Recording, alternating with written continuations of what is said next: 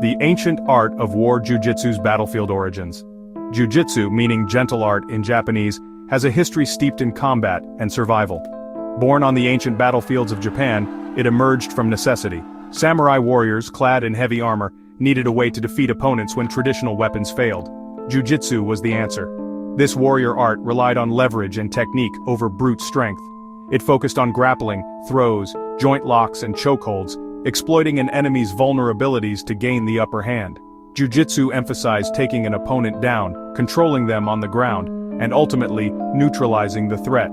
It was a fighting system designed for close-quarters combat, where size and strength were not the deciding factors. As Japan evolved, so did Jiu-Jitsu. It transitioned from a battlefield art to a system of self-defense and personal development. Dojos sprang up throughout Japan, teaching this ancient art to new generations. Jiu-Jitsu became more than just fighting. It was a path to discipline, respect, and self-improvement. Across continents, Mitsuyo Maeda, the judo expert, arrives in Brazil.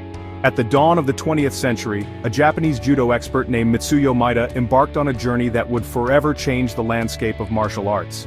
Maeda, a student of Jigoro Kano, the founder of judo, was a skilled fighter and a passionate advocate for his art.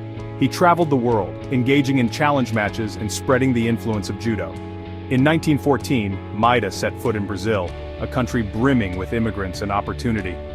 He carried with him not just his technical prowess but also the spirit of Jiu-Jitsu, the art that formed the foundation of judo. He continued to participate in challenge matches, demonstrating the effectiveness of his techniques against various fighting styles. Little did he know that his arrival would spark a revolution in the world of martial arts. Brazil, with its diverse cultural influences and fighting traditions, provided fertile ground for Maeda's teachings to take root. His arrival coincided with a growing interest in self-defense and combat sports. Maeda's reputation as a formidable fighter and a charismatic teacher preceded him, attracting a diverse group of students eager to learn his art. A legacy begins. Maeda meets the Gracies. Among those drawn to Maeda's teachings was a young man named Carlos Gracie. Carlos, part of a prominent Brazilian family, was captivated by Maeda's skill and the philosophy behind his art. Recognizing the value of Maeda's knowledge, Carlos became a dedicated student, absorbing the techniques and strategies of judo and the underlying principles of jiu-jitsu. Carlos, eager to share this newfound knowledge, passed on his training to his brothers, most notably Helio Gracie. Helio, smaller in stature than his siblings, struggled with some of the techniques that required brute strength.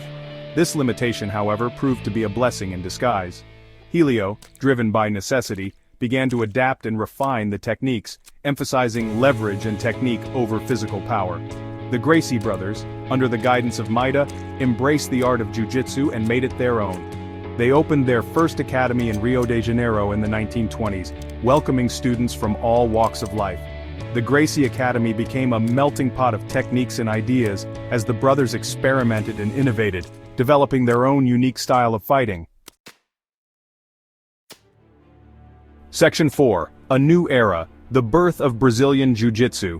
Under the stewardship of the Gracie family, a new form of Jiu-Jitsu began to emerge, Brazilian Jiu-Jitsu. While deeply rooted in the Japanese art, Brazilian Jiu-Jitsu diverged in its approach. The Gracies, particularly Helio, emphasized ground fighting and submissions, recognizing their effectiveness in real-life encounters. They developed a system that allowed smaller, weaker individuals to overcome larger opponents, proving that technique could trump size and strength. Brazilian Jiu-Jitsu became known for its fluid movements, intricate submissions, and emphasis on controlling an opponent on the ground, where they could be neutralized effectively. This new style of jiu-jitsu was tested not just in the academy but also in the streets and eventually the ring.